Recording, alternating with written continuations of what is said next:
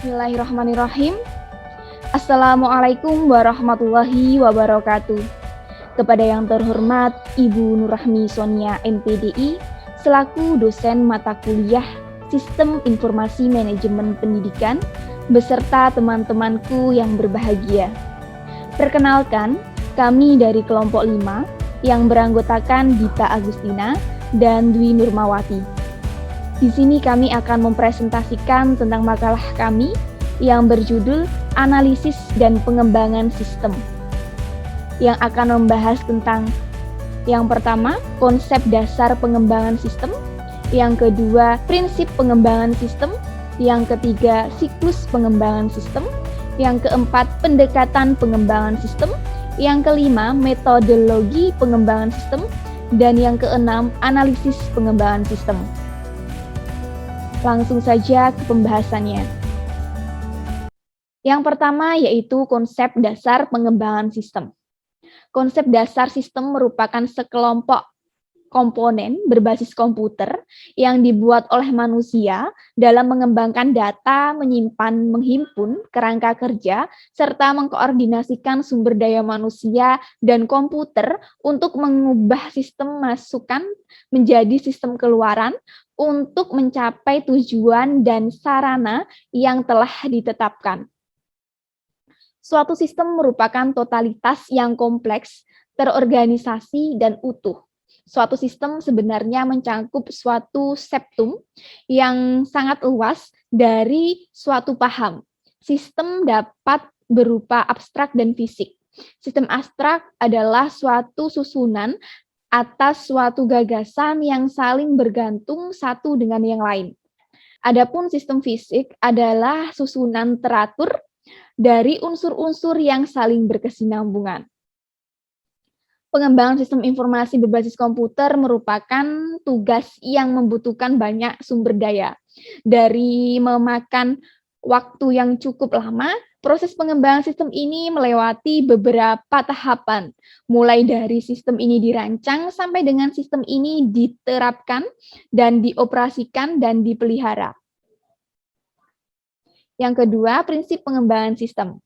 Prinsip pengembangan sistem sebuah survei memperkirakan bahwa hanya 4% dari semua software yang disusun yang benar-benar berguna.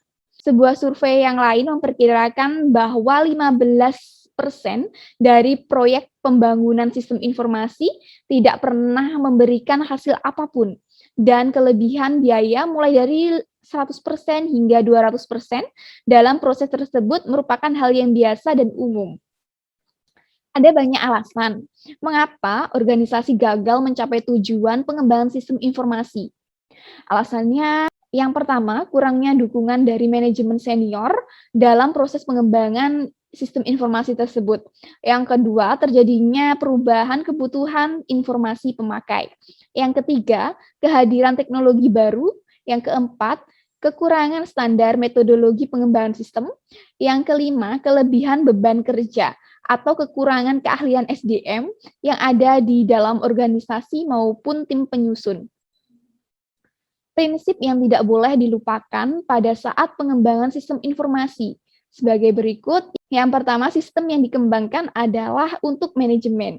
Setelah sistem selesai dikembangkan, maka yang akan menggunakan informasi dari sistem ini adalah manajemen. Sehingga sistem harus dapat memenuhi kebutuhan manajemen. Yang kedua, sistem yang dikembangkan adalah investasi modal yang besar.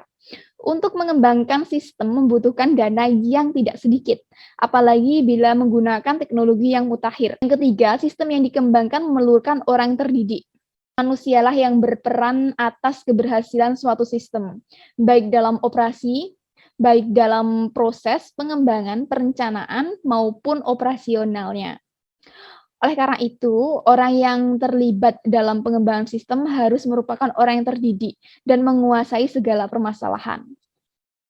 Yang keempat, tahapan kerja dan tugas yang harus dilakukan dalam mengembangkan sistem umumnya melibatkan beberapa tahapan kerja dan melibatkan beberapa personal dalam bentuk suatu tim untuk mengerjakannya. Yang kelima, proses pengembangan sistem tidak harus urut. Tahapan kerja pengembangan sistem merupakan langkah-langkah yang harus dilakukan. Langkah ini dapat saja tidak berurutan, tetapi dapat dilakukan secara bersamaan. Yang keenam, takut membatalkan proyek. Pada umumnya merupakan pantangan untuk membatalkan proyek yang sedang berjalan. Keputusan untuk meneruskan atau membatalkan suatu proyek memang harus didasarkan evaluasi yang cermat. Yang ketujuh, dokumentasi harus ada untuk pedoman dalam pengembangan sistem. Kegagalan untuk membuat suatu dokumentasi kerja merupakan salah satu hal yang sering terjadi dan merupakan kesalahan kritis yang disebut oleh analisis sistem. Dalam menghadapi masalah-masalah untuk mengatasi resiko kegagalan sistem, terdapat beberapa rencana kontrol yang bisa dilakukan sebagai berikut. Yang pertama, menggunakan metodologi pengembangan sistem yang standar dan terdokumentasi dengan baik. Yang kedua, menggunakan peralatan manajemen proyek untuk merencanakan dan mengkoordinasikan dan mengamati proyek pengembangan sistem informasi. Yang ketiga, membuat laporan dan dokumentasi yang lain secara periodik untuk membuat personal dalam tim pengembangan sistem bertanggung jawab terhadap pelaksanaan tugas mereka. Yang keempat, mengajak pemakai atau user, manajemen, auditor untuk berpartisipasi dalam proyek pengembangan sistem. Yang kelima, menguji sistem secara menyeluruh sebelum mengimplementasikan. Yang keenam, menyusun kontrol untuk melakukan perubahan proyek secara formal guna mencegah terjadinya perubahan secara tidak sah.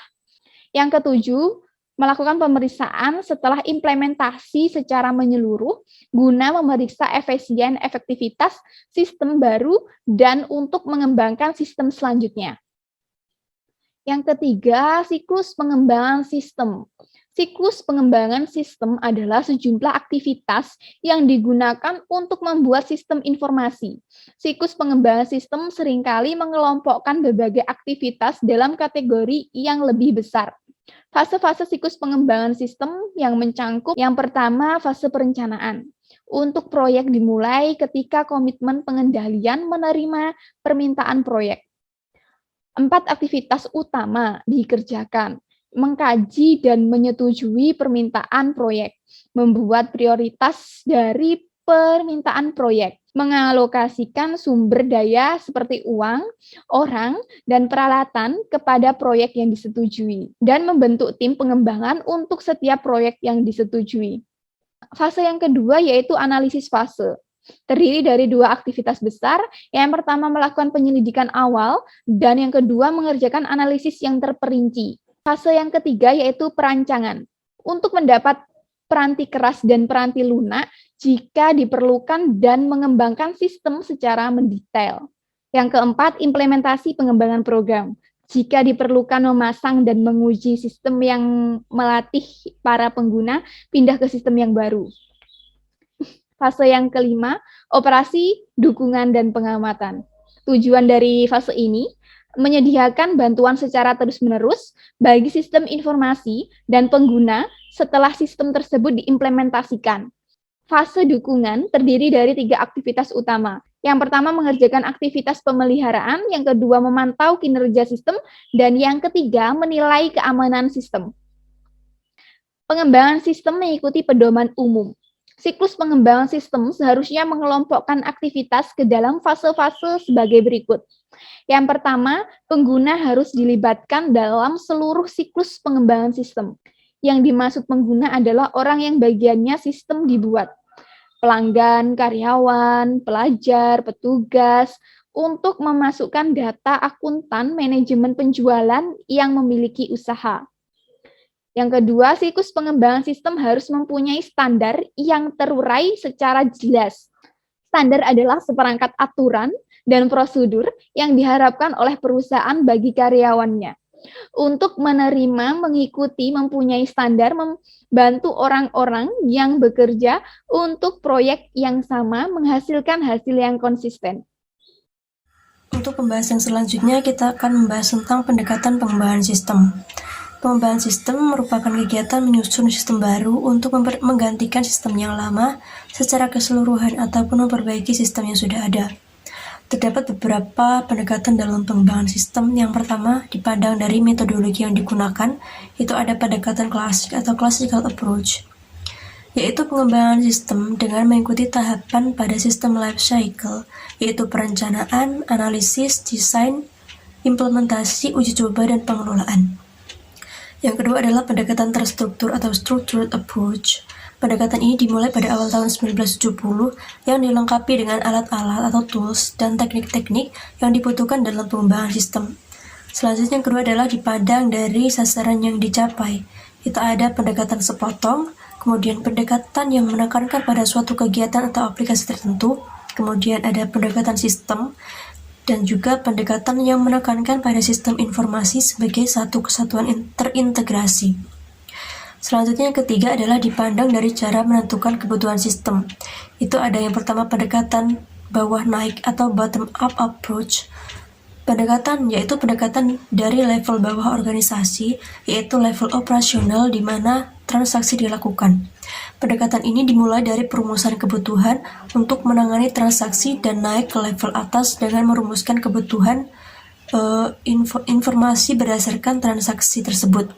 Yang kedua adalah pendekatan atas turun, yaitu dimulai dari level atas, yaitu level perencanaan strategi.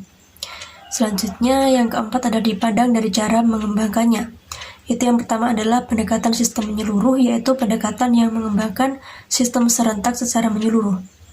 Dan yang kedua adalah pendekatan moduler, yaitu pendekatan yang berusaha memecahkan sistem yang rumit menjadi beberapa bagian atau modul yang sederhana. Kemudian yang terakhir adalah dipandang dari teknologi yang digunakan, itu ada pendekatan lompatan jauh atau Great Leap Approach, yaitu pendekatan yang menerapkan perubahan menyeluruh secara serentak dengan penggunaan teknologi canggih seperti komputer. Kemudian yang kedua adalah pendekatan berkembang atau Revolutionary Approach, yaitu pendekatan yang menerapkan perubahan canggih untuk aplikasi yang memerlukan saja dan akan terus berkembang. Selanjutnya, pembahasan mengenai metodologi pengembangan sistem. Metodologi pengembangan sistem berarti adalah metode, prosedur, konsep, ataupun aturan yang akan digunakan untuk mengembangkan suatu sistem informasi. Dalam pengembangan sistem informasi, perlu digunakan suatu metodologi yang dapat digunakan sebagai pedoman bagaimana dan apa yang harus dikerjakan selama pengembangan ini. Terdapat beberapa klasifikasi dari metodologi. Yang pertama adalah Functional Decomposition Methodologies atau metodologi pemecahan fungsional, yaitu metodologi ini menekankan pada pemecahan dari sistem ke dalam subsistem yang lebih kecil sehingga akan lebih mudah untuk dipahami, dirancang, dan digunakan. Contohnya adalah hierarchy plus input process output atau HIPO, stepwise refinement atau SR, atau iterative stepwise refinement atau ISR, dan information hiding. Yang kedua adalah data-oriented methodologies atau metodologi berorientasi data. Metodologi ini menekankan pada karakteristik dari data yang akan diproses. Metodologi ini dikelompokkan ke dalam dua kelas, yaitu yang pertama data flow-oriented methodologies atau metodologi berorientasi aliran data, yaitu sistem yang dapat digambarkan secara logika dari arus data dan hubungan antar fungsinya dalam modul-modul pada sistem. Yang kedua adalah data structured oriented methodologies atau metodologi berorientasi terstruktur data. Metodologi ini menekankan struktur dari input dan output pada sistem. Yang ketiga adalah prescriptive methodologies, yaitu perangkat lunak yang dikembangkan di University of Michigan. Contohnya adalah Information System Design and Optimization System atau ISDOS. Kegunaan dari ISDOS adalah mengotomatisasi proses pengembangan sistem informasi. ISDOS mempunyai dua komponen, yaitu PSL yang merupakan komponen utama dari ISDOS, yaitu suatu bahasa untuk mencatat kebutuhan pemakai dalam bentuk machine readable form. Yang kedua adalah PSA, merupakan paket perangkat lunak yang mirip dengan kamus data atau data dictionary dan digunakan untuk mengecek data, dimasukkan, disimpan, dan dianalisis, dan yang dihasilkan sebagai output laporan.